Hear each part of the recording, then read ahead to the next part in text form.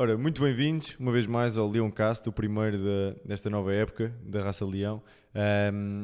Vamos falar um bocadinho sobre a pre-season, vamos falar um bocadinho sobre o mercado, vamos falar um bocadinho sobre o primeiro jogo que já aconteceu contra o Vizela e o segundo jogo do campeonato que vai ser agora contra a Casa Pia na sexta-feira. Por isso vamos falar um bocadinho de tudo isto. Vai ser um episódio um bocadinho mais curto, também não temos muita coisa para dizer ainda. Ao longo da temporada vamos optar por fazer episódios um bocadinho mais curtos. E pronto, para manter a regularidade e tudo a andar. Muito bem, primeiro que tudo, João Blanco. Como estamos? Estamos bem? Estás de férias? Já tiveste férias? Ainda não tiveste férias? Já estive de férias, já estive fora do país, férias? já estive dentro, já estive muito. Estiveste dentro do país, é estranho. Dentro do país, Não estava a contar. Sim. Não estava a contar com essa informação dramática. Está bem, muito bem. Bem, vamos falar um bocadinho de Sporting. Estamos a falar dia 16 de agosto, é hoje. Uns dias depois do jogo contra o Vizela, mas vamos começar um bocadinho pela pré-época. O que é que achaste da pré-época do Sporting? Depois vamos tocar nos reforços, é como preferis tocar. Há coisas que vão bater uma coisa na outra, mas vamos começar um bocadinho pela pré-época. O que é que achaste da pré-época? Que tal é de que forma é que viste? Como é que foi planeada? O ataque ao mercado? Enfim, começa por aí a tua opinião sobre isto tudo. Bem, Sobre esta silly season, quase, como nós costumamos dizer. claro. Acho que a pré-época teve uns pontos muito interessantes. Em primeiro lugar, se calhar aquilo que foi a maior inovação da pré-época foi aquele jogo com o Genk, onde vimos o Sporting a atuar numa linha de 4, mesmo com bola e não só sem bola, o que deu uma nova vida até a Eduardo Quaresma. Também é uma das surpresas, não é? Acho que se perguntassem a alguém no início da temporada se Eduardo Quaresma seria hipótese, ou melhor, no início da pré-época, seria sequer integrado após uma temporada mediana em Tondela e uma temporada para esquecerem no Offenheim, acho que ninguém diria que sim. Portanto, deu uma nova vida graças a essa nuance tática, que também puxou o Gonçalo Inácio para 6, que pelo que se percebeu depois do resto da pré-época, também pelo jogo com o Vizela, não vai ter grande continuidade, esse tipo de inovação, mas é sempre bom se perceber-se que estamos a testar opções novas, até porque, apesar de não ter continuidade nesses moldes, vimos agora no jogo com o Vizela o Sporting a defender em 4-4-2. Claramente, clarinho como a água. E apesar de não ser com o Eduardo Quaresma, era com o Diomande à direita. Aquilo dependia um bocadinho, porque no fundo era o lateral do lado contrário onde estava a bola, fechava a linha de 4. Portanto, com o Mateus Reis também chegou a acontecer isso. Sim. E com maior preponderância para o lado esquerdo, ou seja, em vez de como se viu no lado do Genk, eu acho que, ou seja, era o central da direita que fechava, ali era mais o central da esquerda que fechava do lado esquerdo, com o Afonso Moreira mais para a frente. Mas sim, Certo. Não quero perder muito tempo. Sim. Não, estática até com um jogo que já foi há um mês e tal. Não, acho que é importante na medida em que acho que nos mostra que está a ser testado as coisas novas e que lá está, que explica um bocadinho essa nova vida de Eduardo Quaresma, mais surpresas da pré-época. Continuando, pelo que já tínhamos, Jenny Katam, uma bela surpresa porque resolve em parte alguns dos problemas que temos naquela ala direita e finalmente cumpre um presságio que o Amorim já queria cumprir desde que está cá, visto que já testou Rafael Camacho neste tipo de função, Gonçalo Plata neste tipo de função, Fatal neste tipo de função, que é no fundo ter um ala direito quase com um extremo para desequilibrar. Nenhum dos outros três nomes teve sucesso. Jenny Katam, até ver, parece que sim. Afonso Moreira com um papel algo semelhante do lado esquerdo, mas que sem grande sucesso, que pronto, faz parte do processo, acho que é normal. Lá está, é de referir que enquanto que o Jenny Katam teve uma pré-época muito proveitosa pelo que vimos a jogar ali, mas lá está, também houve muitos jogos contra equipas com menos ambições à porta fechada, do quais não vimos nada, e acredito também vais falar sobre isso e sobre o planeamento que foi a pré-época nesse sentido. E portanto, o que eu quero dizer é que nos jogos que vimos ele jogou ali, se calhar contra equipas que se fecharam mais, ele jogou até mais à frente, não sei, apesar de não fazer grande sentido.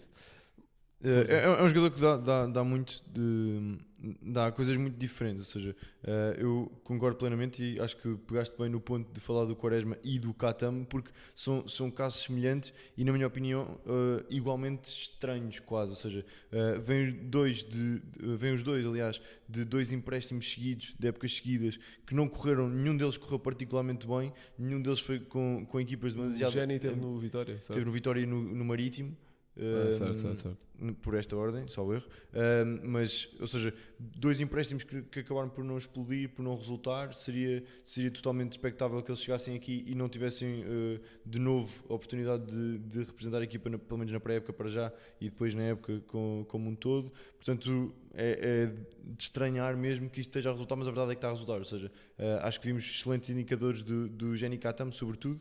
Vimos excelentes indicadores do Quaresma, um bocadinho mais a espaços. Notava-se que não é um jogador tão seguro como outros centrais que nós temos, mas no jogo contra o Everton tem uma exibição, ou seja, que é boa, mas porque tem ali recuperações de bola que ninguém imaginava, toda a gente se está a lembrar da mesma, mas há vários momentos onde parece que vai ser passado e não é passado, ou seja, há vários desses momentos, mas depois a sair com bola às vezes é muito trapalhão, é muito ambicioso, é muito demasiado arriscado no passe, por isso é que eu se calhar também acho que, ao contrário desse jogo contra o Everton, onde ele teve mais fixo a central, jogar um bocadinho mais nessa defesa a 4 pode ser benéfico para ele, porque é rápido, mas ao mesmo tempo não tem tanta pressão para sair com bola com um passe tão certo, que ele gosta de arriscar claramente no passe, por isso acho que foi uma nuance tática que também o beneficiou.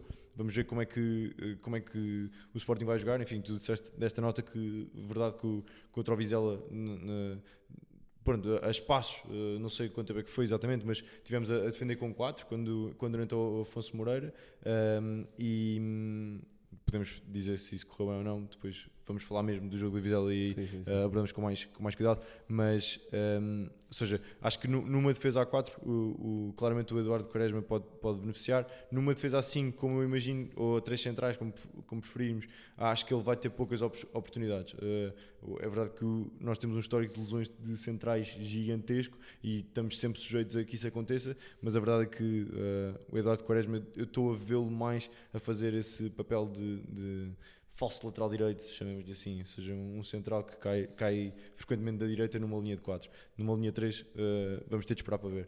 Mas abriste-me aí a porta em relação ao planeamento. Eu queria falar em relação ao planeamento. Acho que é uma abordagem interessante, no mínimo. Ou seja, eu não sou totalmente de acordo, e a isto refiro-me ao facto de o Sporting ter optado por jogar com equipas maiores durante a pré-época. Ou seja, jogámos contra o Vila Real, jogámos contra a Real Sociedade, 2 jogos particularmente bem conseguidos. Ganhámos 2-3-0, salvo erro, mas fizemos 2 bons jogos aí contra essas 2 E equipas o Everton espanholas. também não é propriamente, apesar de estar sempre ali em baixo na Premier League, uma equipa de baixo da Premier League. Sim.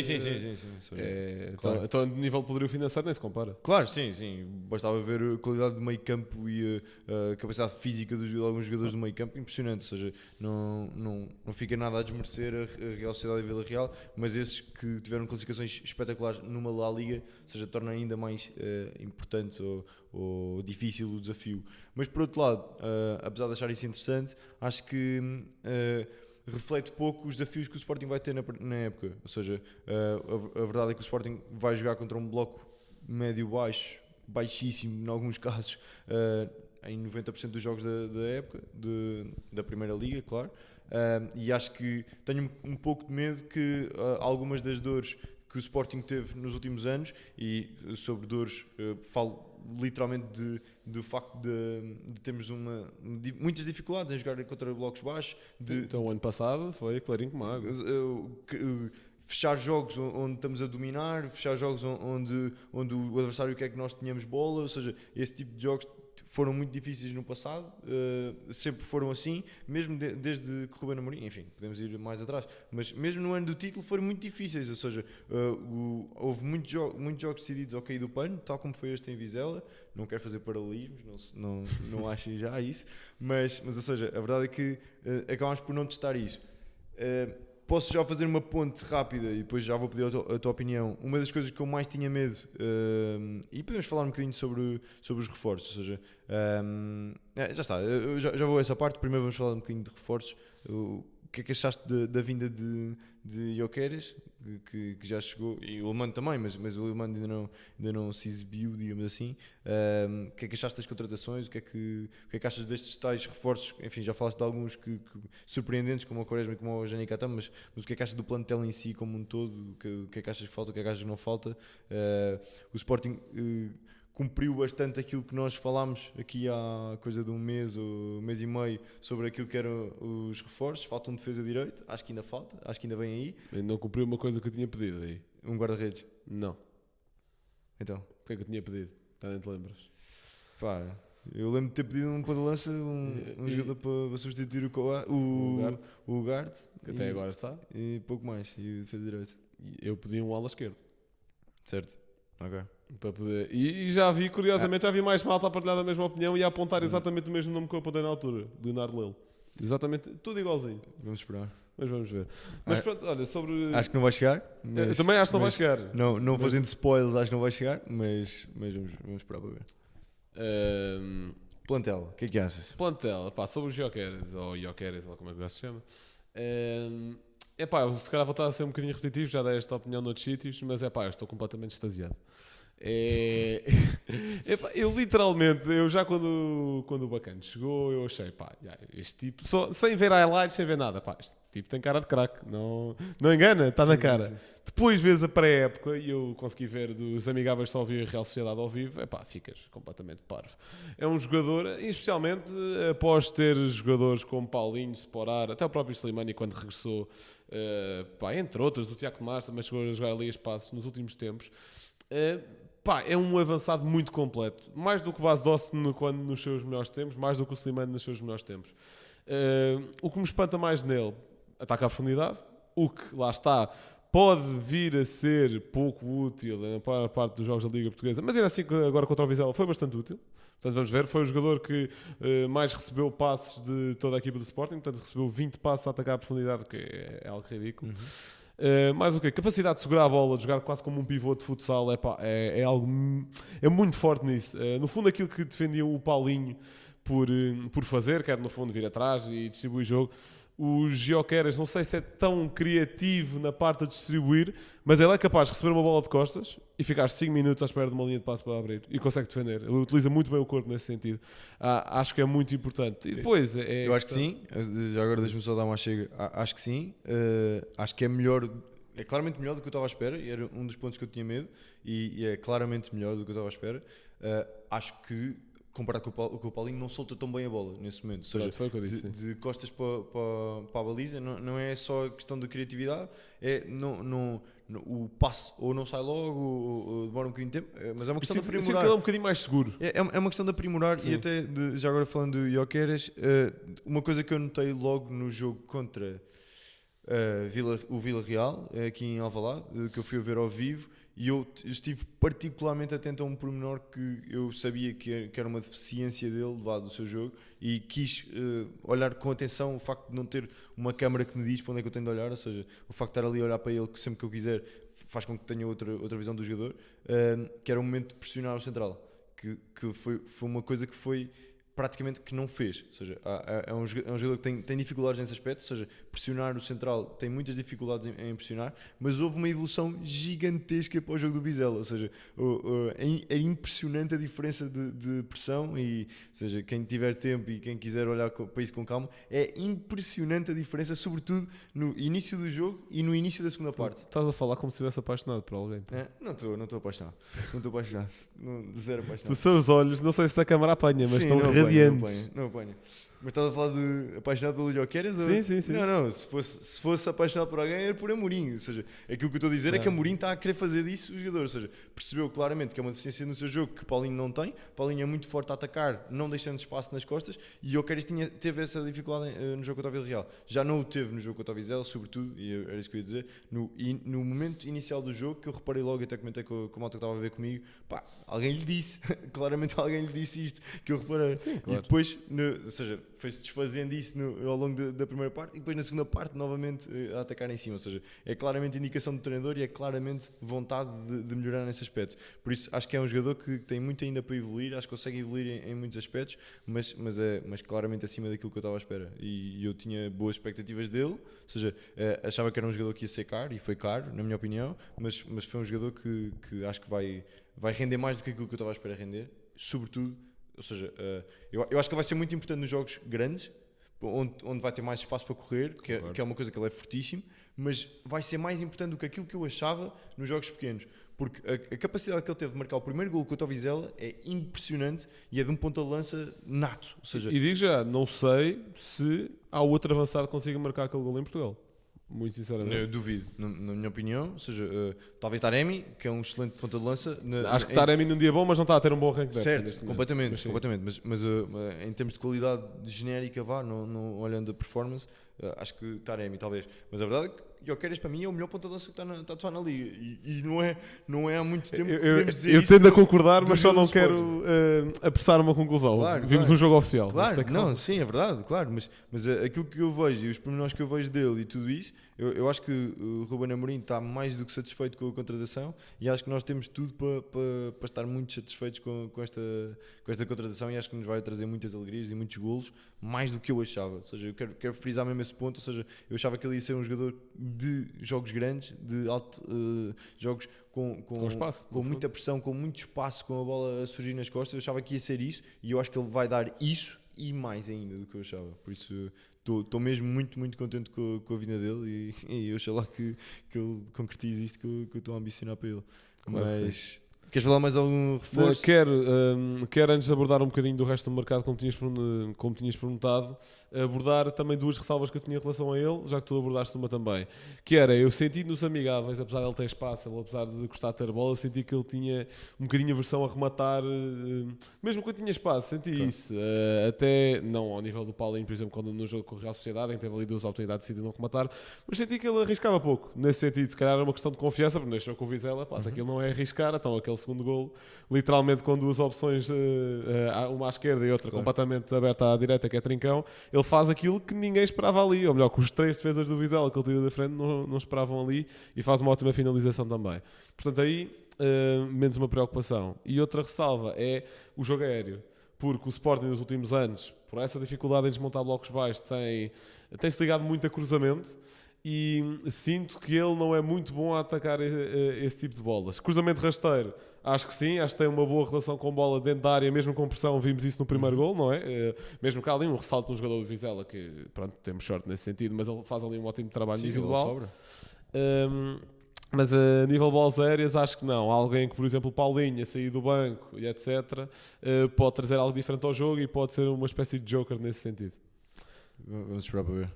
Mais jogadores? Mercado, sobre o Haaland, ainda nada a dizer, não é? Acabou de chegar, ainda não jogou. O que é que ainda falta? Na minha opinião, é essa ala esquerda, mas ainda mais do que isso, e acho que este jogo com o Vizela mostrou isso, acho que tu também já falas um bocadinho sobre isso, é que é gritante e é urgente começar a repassar um guarda-redes, não é? É uma posição ingrata, mas a verdade é que Adam... E o último episódio viemos uma das coisas que eu disse era que achava que a dupla, enfim, fazendo a transição quando o Amorim achasse que fazia sentido, mas a dupla Adam e Israel, ou seja, independentemente de quando é que um passa para guarda-redes titular ou não, achava que nos dava garantias durante alguns anos que nos permitiam até, e foi um dos temas, esperar um bocadinho pelo dia Calai, esperar para ver se era um jogador que se iria afirmar rapidamente. Hoje em dia tenho mais dúvidas. Tenho a certeza absoluta que não vai chegar nenhum guarda-redes. Acho que Amorim nem sequer vai fazer isso a Adam. Ou seja, acho que não é uma questão de fazer isso ou não. Ou seja, mas acho que não vai optar por ir buscar um guarda-redes. Acho que Israel ainda não está preparado necessariamente. Acho que vai ser um bom guarda-redes e que nos vai dar algumas garantias. Mas eu tenho dúvidas que ele queira já apostar nele. Mas a verdade é que aquilo que aconteceu com o Vizela não pode acontecer. Ou seja... notou-se claramente uma debilidade e eu tenho algum medo de atacar uma época com a Adam na baliza, mas... Concordo, e acho que é preciso, acho que não é preciso ser ingrato, acho que é preciso ter coragem, até porque vemos o exemplo agora do rival, que teve um guarda-redes muito mal amado pelos adeptos, ainda mais do que foi o Adam para nós, que o Adam foi decisivo no ano do título, ao que Vlaco Dimos, na minha ótica, nunca foi em nenhum dos dois campeonatos conquistado pelo Benfica, mas a verdade é que durante 4 anos foi o guarda-redes titular do Benfica, conquistou 2 campeonatos, 2 supertaças, a última até bastante recente, e o Benfica ainda assim disse, não, vamos buscar um guarda-redes para dar aqui um step-up no jogo, ainda não jogou, mas o plano de certeza para ser titular, acho que é preciso ter essa coragem. Acho que o Adam agora, na minha ótica, óbvio, depois decidiria se quer ajudar a fazer essa transição ou se prefere ser titular nos últimos anos de carreira que tem. Tenho plena consciência de que isso não vai acontecer, mas acho que era preciso ter essa coragem. Eu percebo perfeitamente e concordo. Ou seja, acho que não é uma prioridade, não é visto como uma prioridade, mas a verdade é que um guarda-redes melhor que nos desse mais garantias, estaríamos mais perto da vitória Como é óbvio, nos jogos maiores, sobretudo, mas neste tipo de jogos também, onde realmente um jogo estava tranquilo. E podemos já fazer transição, não sei se. Não, eu ainda queria falar de saídas. Não, mas queria só dar um último toque aqui na questão do guarda-redes que eu me desculpa. lembrei, que é a nossa equipa, este grupo que está a ser formado já depois do título, eu sinto que é uma equipa mentalmente muito fraca, na medida em que existe uma adversidade no jogo, perde-se. O segundo golo é algo claríssimo disso. É o Coates a fazer um passe muito à queima e depois o resto da defesa adormece completamente num cruzamento ao segundo poste que, mesmo com o erro de Coates, nunca poderia chegar ao segundo poste em condições normais, nunca chegaria se um minuto antes não tivéssemos preferido golo. Tenho 100% de certeza disto. Numa equipa tão fraca mentalmente nesse sentido, e acho que isso até se revela, por exemplo, com o Pote, apesar de termos ganhado aos últimos minutos, sentir essa necessidade depois de ir responder e postar aquele tipo de comentários. E depois de lá, Não me apraz comentar esse tipo de coisas. não, não estou a condenar. Acho que apenas revela que a equipa muitas vezes se sente insegura mesmo quando ganha, estás a perceber? Percebo. E sofre aquele golo. Depois sofre o segundo, tenho certeza que foi o pânico geral instalado. E acho que neste momento, quem lidera a defesa deve ser alguém que transmite a segurança. Acho que a Adam já não transmite essa segurança. Apesar de transmitir a experiência. Sim, acho que sim. Muito bem, mais jogadores. Eu quero falar um bocadinho de saídas. Não sei se tens. Certo. Quero falar da saída de Chermiti, ou seja, mais, Ok. mais do que as outras, acho que faz sentido falar um bocadinho. Não sei se queres. Excelente. Queres É o que eu começar? tenho a dizer. Enfim, eu, para o bem ou para o mal, e este take se calhar vai-me apanhar despercebido, ou seja, vai-me apanhar, mas eu acho que Chermiti demonstrou na academia, mais do que na equipa principal, muito mais do que na equipa principal, mostrou que é um jogador que pode ser de topo, ou seja, acho que é uma venda que calha bem, ou seja, acho que é uma venda que o jogador à data não vale esse preço, acho que é bem vendido, mas acho que podemos ter perdido aqui a hipótese de trabalhar um jogador que nos viria a dar muitos resultados no futuro. É a minha sensação, é a minha opinião de quem viu alguns jogos da formação dele, ou seja, acho que é um jogador que é mais técnico do que aquilo que nos pareceu, acho que é mais técnico do que aquilo que mostrou, é mais rápido do que aquilo que mostrou. Agora tem imensa coisa para melhorar e é ali quase uma folha em branco para se escrever ali, porque ele tem muita coisa para trabalhar, ou seja, acho que é um jogador que vai demorar alguns anos. O Sporting não quis esperar esses anos para agarrar uma possibilidade de ter um ponta de lança do nível do Gyökeres, ou seja, literalmente o Sporting recebeu 15 milhões do Chermiti e usou mais um bocadinho para pagar o Gyökeres. Acho que é um bom negócio, acho que é uma boa troca, ou seja, de 7 milhões mais Chermiti pelo Gyökeres. Acho que O avançado que o Everton queria já agora. Exatamente, acho que é uma excelente compra, por isso, ou seja, acho que a saída, apesar de perdermos no futuro a possibilidade de trabalhar e ter um jogador com um grande potencial, muito mais novo do que o Gyökeres, por exemplo, e tudo isso, mas a verdade é que foi uma boa venda, acho eu. Bem, quem ouve isto sabe que eu sou bastante crítico desta direção, portanto quero que ouçam bem estas palavras. Para mim, isto é o melhor ato de gestão de mercado que eu já vi desta direção. Completamente. Em primeiro lugar, nós recebemos, independentemente de quem seja o jogador, mas já vou pegar no jogador em si, nós recebemos 15 milhões mais 5 por quem seria o nosso terceiro avançado durante a época toda. Portanto, neste ponto de vista, excelente. Muito bom mesmo. Segundo ponto, percebo a questão que tu dizes da margem de evolução, mas não senti grande evolução de Chermiti nestes primeiros 6 meses. Ou seja, Chermiti entra na equipa do Sporting com uma solução de recurso. Amorim não tinha encontrado ainda o avançado perfeito, portanto, utiliza o Kaká para não se gastar à maluca. E até, não sei se foi por isso que Navarro ficou fora do jogo do Porto ou não. Acho que se calhar o Porto também já está a perceber que se calhar Navarro não era bem o avançado que ele achava que ele era. Vamos ver. Se calhar estou completamente a especular, não faço ideia. Mais sobre Chermiti. Não veria a ter sequer metade do impacto que o Gyökeres pode ter no Sporting, muito sinceramente. Acho, por exemplo, só porque é um caso recente e com alguma semelhança a Tiago Tomás, acho que Tiago Tomás sempre, acho que indiscutivelmente deu mais à equipa do Sporting, apesar de ter dado menos na formação, muito menos. Sim. Acho que nunca demonstrou certas habilidades e acho que foi muito mais útil e completou muito mais a equipa do que alguma vez Chermiti fez. apesar de, teve os seus momentos, decidiu-nos o jogo em Vila do Conde, por exemplo, teve ali alguns momentos... Teve um gol contra o Porto. Um gol contra o Porto, exatamente, teve ali alguns momentos chaves e reconhece isso. Mas muito sinceramente, dos avançados saíram da academia nos últimos anos, com Rafael Leão à cabeça, por exemplo, sinto que é, saíram da academia para a equipa principal, sinto que é dos mais fraquinhos. Agora, quanto isto no contexto de Sporting, agora naquilo que ele pode vir a ser... Eu acho que o Chermiti tem deficiências técnicas muito graves e sinto que ir para o Everton, por um lado, se calhar a curto prazo pode-lhe fazer bem, porque o Everton é exatamente o tipo de equipa onde tu escondes esse tipo de limitações técnicas. É uma equipa a Chermiti, é ataque à profundidade e bola longa, etc. É um bocadinho por aí. Por outro lado, se é na ótica e para ir ao encontro daquilo que disse Shandai, o treinador do Everton, que disse que o Chermiti não é um jogador para ter impacto imediato, é para crescer, é para o futuro, acho que devia estar num contexto totalmente diferente em que as suas capacidades técnicas fossem sim postas à prova para evoluírem. Não sei se o Everton é o contexto certo, mas apesar de tudo, desejo obviamente a maior das sortes, sempre demonstrou ser um enorme sportinguista, apenas não vejo ali o potencial que vejo noutros jogadores.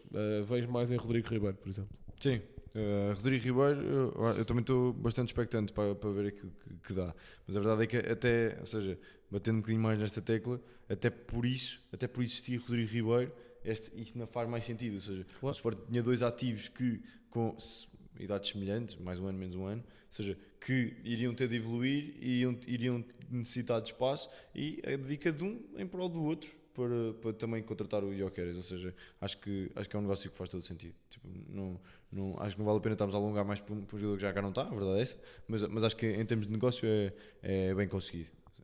Acho que é um negócio bem conseguido. E pronto, e é isto, ou seja, plantel e tudo isso, acho que fica mais ou menos dito aquilo que é importante.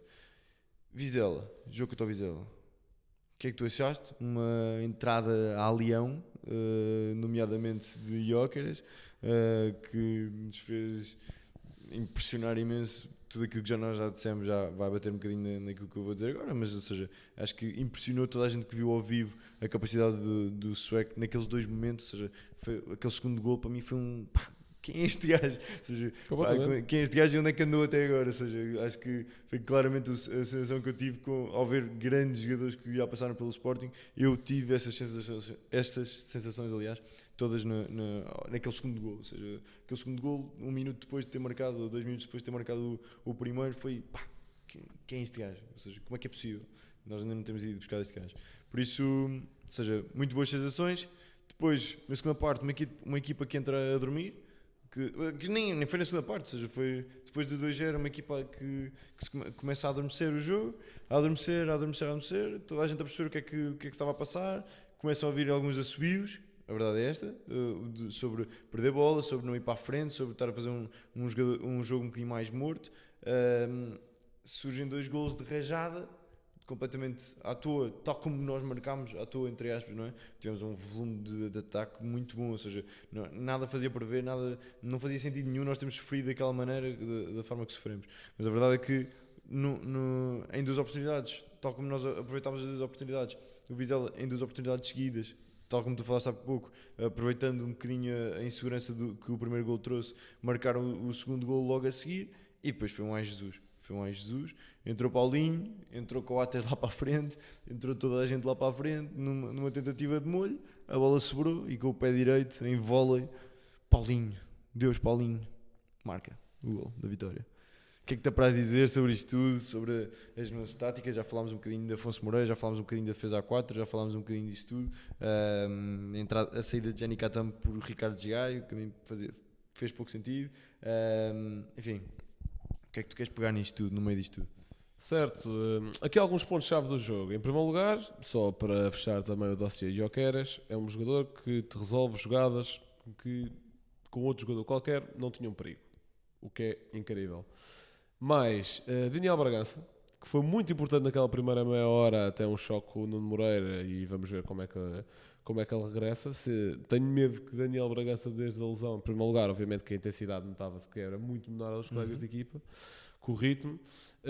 Mas também se notava que não perdeu aquilo que eu acho que é a principal qualidade dele, que é o último passo criativo. Tentou isso muitas vezes, principalmente para Trincão, nem sempre com uma bela execução, mas sinto que foi muito importante também exigir os tempos do jogo e algo que na segunda parte ninguém conseguiu fazer, por exemplo. Mas Paulinho, sinto que pode ser o principal beneficiado da chegada de Gyökeres, por vários motivos. Obviamente que perde a titularidade, mas perde a pressão, perde os holofotes, ganha um estatuto de... Em primeiro lugar, tenho a certeza que ele vai fazer alguns jogos a titular durante a época, quer seja com Gyökeres, quer seja sem Gyökeres. Na minha opinião, ele vai fazer muitos jogos a titular. Mas podemos falar sobre isso assim. Não tenho certeza sobre isso. Acho que vai ganhar muito mais um estatuto de quase de super sub.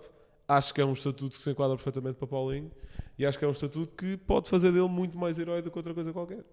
Porque ninguém culpa um suplente que até aos 70 não decidiu um jogo. Toda a gente carrega um jogador que entrou aos 70 e decidiu o jogo, certo? Sim, sim. Portanto, tira completamente a pressão daqueles 20... sei lá quanto é que pagaste para Paulinho. Pronto. Sim. Eu concordo em parte. Eu acho que ele vai ser titular com o Gyökeres, é a minha opinião, até por aquilo que dá ao jogo, aquilo que eu falei ao jogo, há pouco sobre a pressão no primeiro central, o não dar espaço atrás, o facto do Paulinho, e apesar do Gyökeres fazer isso melhor do que aquilo que dissemos, percebe-se claramente que não é tão natural vir atrás e receber bola de costas para a baliza, ou seja, é um jogador que quer correr para a frente, claramente, e eu quero dizer assim. Ou seja, acho que é um jogador que traz coisas completamente diferentes, o Paulinho. Estou completamente em desacordo contigo em relação ao Super Sub, ou seja, uma Super Sub tem de ter golo, tem de ter muito mais golo do que aquilo que o Paulinho tem. Eu não estou a dizer que mais um avançado, e como se notou, ou seja, contra mim fala este jogo contra o Vizela, ou seja, claramente foi uma Super Sub, ou seja, entrou e resolveu o jogo, e bem, e por isso, ou seja, acho que nesse aspecto pode ser mais importante é começar ao titular. Aquilo que eu vi de Trincão e aquilo que eu vi de Edwards, não me parece que se justifique serem os dois titulares, então acho que nunca vai acontecer.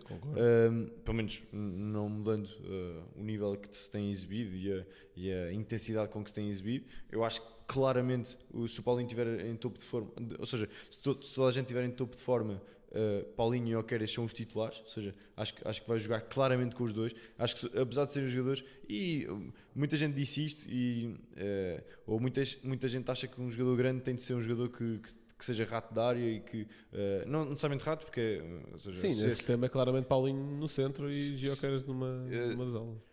Não digo isso, ou seja, acho que é claramente um falso 9, ou seja, um Paulinho atrás, a receber bolas, a abrir espaços, com possibilidade de depois colocar no Gyökeres a aparecer com mais espaço. Paulinho é excelente a arrastar defesas, o que pode ajudar imenso o Gyökeres a aparecer ainda mais sozinho em zonas de finalização, que ele já se percebeu que tem imensa qualidade de finalizar. Ou seja, acho que Gyökeres, ao contrário do que tu disseste, que Gyökeres Paulinho é o maior beneficiado da vinda de Gyökeres, e eu percebo o que estás a dizer. Eu acho que Gyökeres vai ser o mais beneficiado de Paulinho ter muitos minutos de jogo. Eu acho que o Gyökeres vai marcar muitos golos com o Paulinho em campo. É essa a minha expectativa, tendo em conta as características dos dois jogadores. Ou seja, acho que muita coisa boa vem de Paulinho e Gyökeres estarem a jogar juntos. Por isso, enfim, houve um grande jogo, um grande início de primeira parte, conseguimos resolver o jogo, ao contrário não há mal nenhum a dizer, do Benfica e do Braga que se atrapalharam na primeira jornada. Nós conseguimos já ganhar 3 pontos, esses dois concorrentes. E o próprio Porto também não teve um jogo fácil. Sim, eu estava a dizer no sentido de pontos, porque o Porto teve um jogo dificílimo, ou seja, o Porto se calhar, eu não vi nenhum dos jogos inteiros, mas vi uma parte, e o Porto se calhar ainda jogou menos que o Benfica, ou seja, aquilo foi fraquinho, ou seja, o nível exibicional das duas equipas foi relativamente fraco. Já que estás a tocar nessas surpresas, só para dar a nota que ainda bem que o Sporting está a fazer até agora, e acho que a equipa não devia estar já fechada, mas acho que está a fazer um ótimo mercado e a elevar o seu nível, porque eu sinto que este ano o nível médio da Liga Portuguesa vai subir. Viu-se isso, em primeiro lugar, o top 4 teve todas as dificuldades, 2 perderam, 2 ganharam mesmo no fim. E sinto que estão a aparecer bons projetos para além daqueles óbvios, como por exemplo o Vitória, sempre um candidato ali a andar no 5º lugar.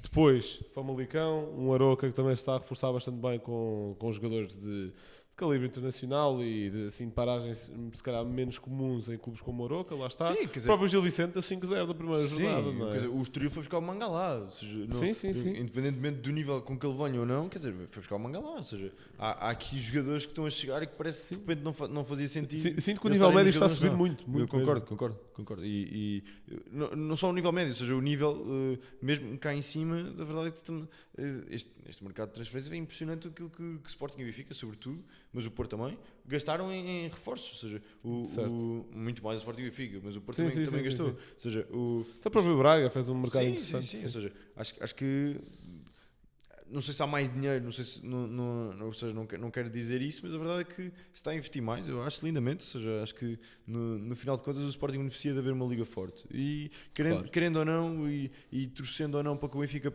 Benfica, Porto e Braga percam nas eliminatórias, ou torcendo ou não, isso não interessa. A verdade é que estar a Liga Portuguesa valorizar-se e tudo isso está completamente inerente, ou seja, o Sporting valorizar-se está completamente inerente à Liga Portuguesa também se valorizar, e por isso acho que é de salutar vir Di Marias, acho que é de salutar vir o Coxu, acho que é de salutar que as equipas portuguesas tenham essa capacidade de atrair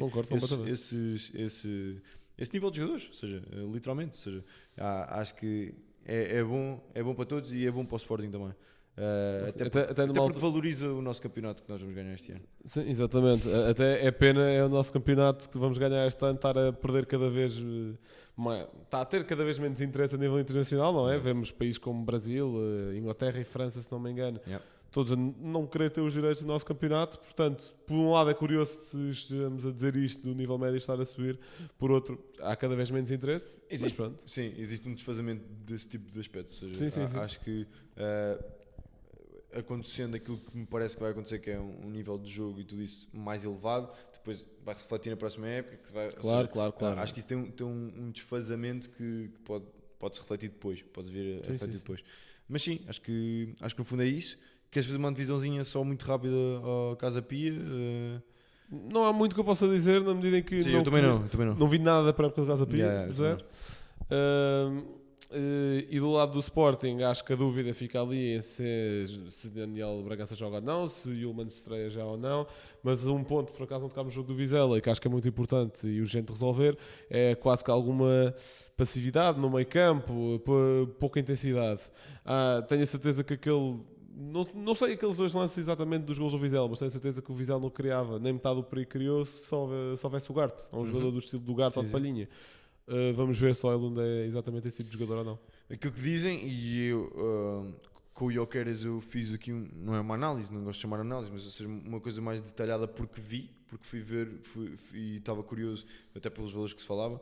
Quanto a Yulman não vi, por isso não vou comentar. Aquilo que dizem e aquilo que já li é que é uma mistura de Palhinha e Ugarte, ou seja, é um jogador que faz muito menos carrinhos, gosta menos de sujar os calções, entre aspas. Eu li essa frase ainda há pouco tempo. É um jogador que faz os cortes mais de pé, entre aspas. Isso é bom para menos amarelos, não é? Sim. Mas também acho que é um bocado bruto, mas enfim, vamos esperar para ver. Mas depois também traz um bocadinho do transporte, mas tem muita recuperação de bola, não da forma do Palhinha, e depois também tem muito transporte de bola, tal como o Ugarte também tinha, mas também não tanto como o Ugarte. Ou seja, acho que é uma mistura daquilo que eu li, dá-me a ideia que é assim um intermédio entre os dois. E pronto, vamos lá ver o que é que traz de bom. Se isso serve para alguma coisa, os adeptos do Lecce ficaram muito, muito, muito tristes dele sair. De salutar, e ficaram estranhamente a apoiar o Sporting, não sei porquê. De salutar, já agora já falámos do mercado, mas eu esqueci-me de dar essa nota, de salutar o comportamento do Lecce.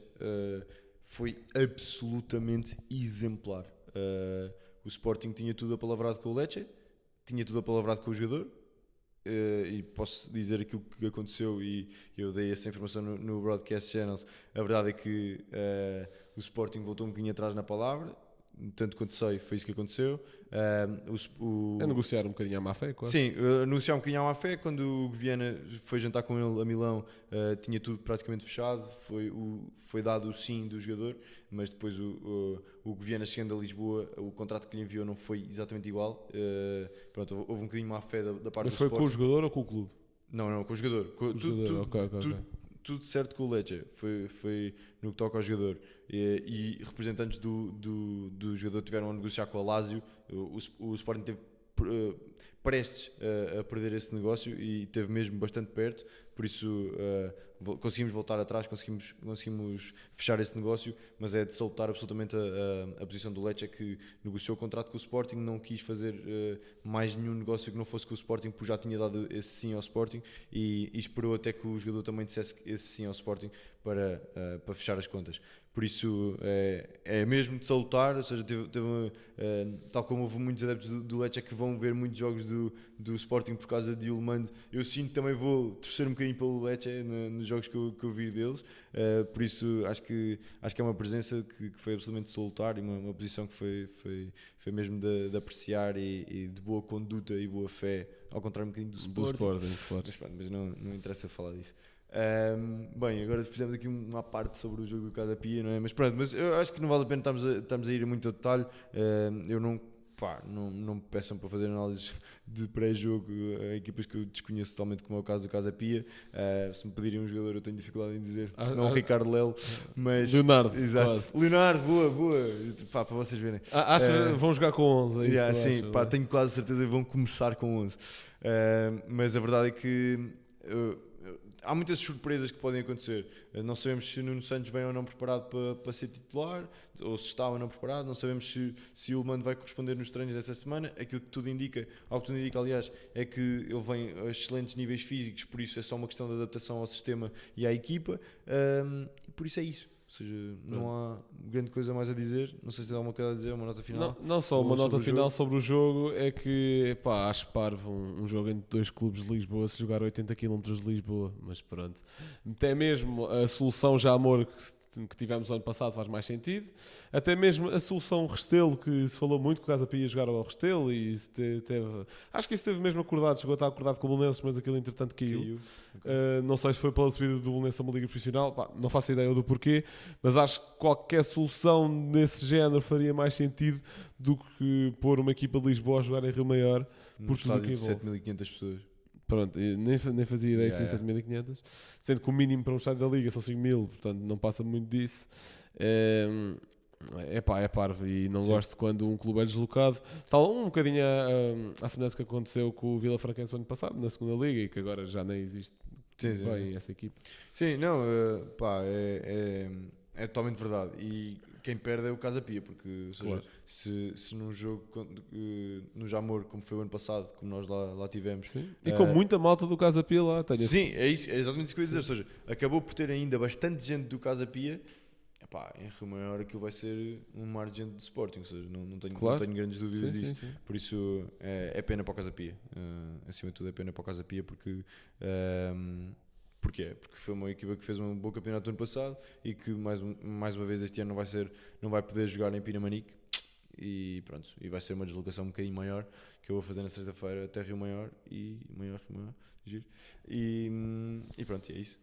A nível de notas finais, tens alguma coisa para falar que não tivéssemos falado, que não tivéssemos tocado? Eu não tenho nada, mas notas finais. Já agora, já que me estás a perguntar por notas finais, gostaria de saber a tua opinião sobre Eric Dyer, visto que é uma... Não sei com que... Mito. Eu não quero saber se é mito ou não. Eu acho que era uma solução até bastante interessante por dois motivos. Em primeiro lugar, centrais sempre ilusionados. Eu nem sei se posso sequer contar com o Santos Justo no plantel, apesar de ele ser brutal, não é? Ponto número 2, aliás, 3 pontos, afinal. Ponto número 2, não tens sequer espaço no Tottenham, portanto, não tem o protagonismo que teve noutros tempos, claramente, tanto em Tottenham como seleção inglesa. E ponto número 3, consegue jogar a 6, um bocadinho na questão do Yulman, nem metade dos jogos naquele não jogar, porque isto é a Liga Portuguesa e vai estar sempre suspenso por acumulação de amarelo. Certo. A minha opinião sobre Eric Dyer, pá. Eu não faço certeza se é algo em cima da mesa ou não. Não faço ideia. Tanto quanto sei, não está sequer em cima da mesa, à data de hoje. E quarto pontos importantes, como interromper-te, é Sporting, de cima a baixo. Sim, ou seja, não há dúvida nenhuma disso. Voltando um pouquinho atrás, acho que não está, à data de hoje, não está em cima da mesa, tanto quanto sei. Acho que é muito caro. Acho que é um excelente jogador, mas acho que o Sporting... Em termos de salário? Sim, acho que... Sim, só em termos de salário. Enfim, acho que viria quase a jogador livre, ou seja, viria quase a zero. Se esse negócio fosse possível, teria de ser quase a zero. Mas em termos de salário, eu acho que era um peso que o Sporting não quer. Acho que é uma posição que o Sporting não quer necessariamente reforçar, apesar das baixas iminentes, sobretudo de Santo Justo.